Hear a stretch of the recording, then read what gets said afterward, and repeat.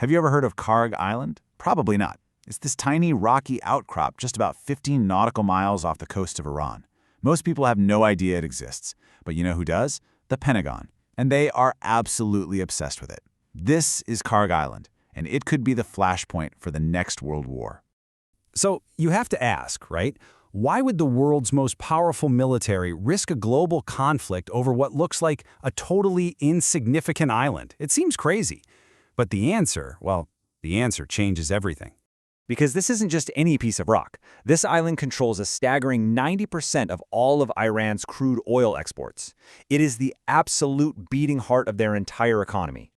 You see, Kharg Island isn't just a patch of land. It's a massive, sprawling oil terminal. It's where these gigantic supertankers, capable of carrying 85 million gallons of oil each, line up to get filled. And their main destination? China, which is Iran's biggest customer by far.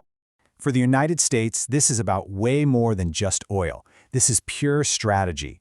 If you seize Kharg Island, you effectively cut off the economic lifeline to the Islamic Revolutionary Guard Corps, the IRGC.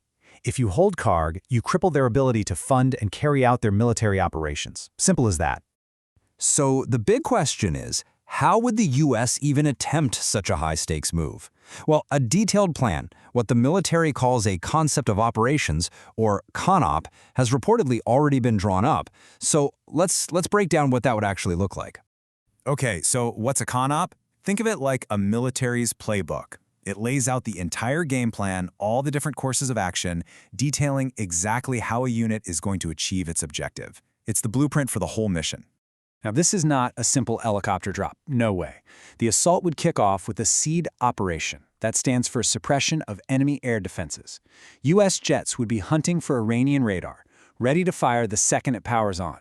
Way up above, MQ-9 Reaper drones would be using their advanced cameras to sanitize the area.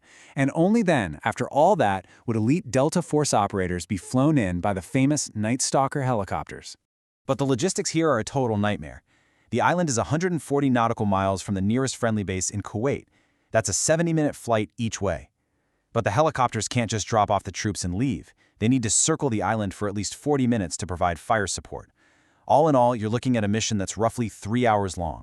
And this long mission time creates a critical problem: fuel. You can't trust any fuel you might find on the island. I mean, the IRGC would almost certainly contaminate it. That means the helicopters would have to be refueled in midair, a really complex and risky move, especially when you're in the middle of a combat zone. But let's be real, Iran is not just going to sit back and watch this happen. They are absolute masters of asymmetric warfare, and they're not going to fight the U.S. head-on with traditional forces. That's just not their style. The difference in their military thinking is like night and day. The U.S. relies on its expensive, high-tech toys to completely destroy an enemy's ability to fight back. Iran, on the other hand, uses low-cost, mass-produced equipment and just swarms you. Their goal isn't to win a decisive battle, it's to make the fight so costly and so painful that the U.S. effort just degrades over time.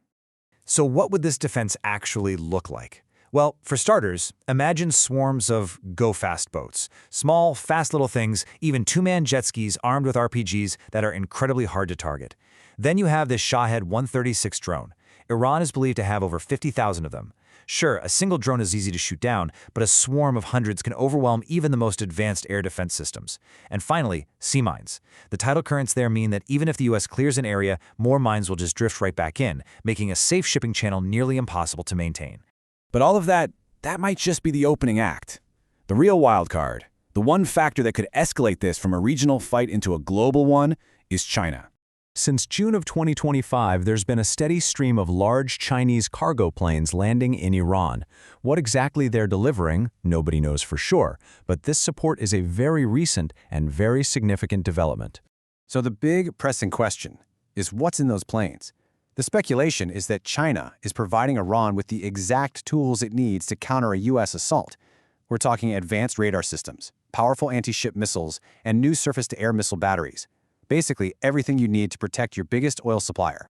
So this brings us to the final and maybe most important piece of this whole puzzle.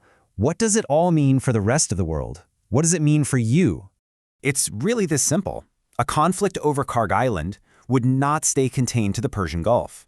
The immediate spike in global oil prices would create an economic shockwave that would be felt in every single household, at every gas pump, and in every grocery store.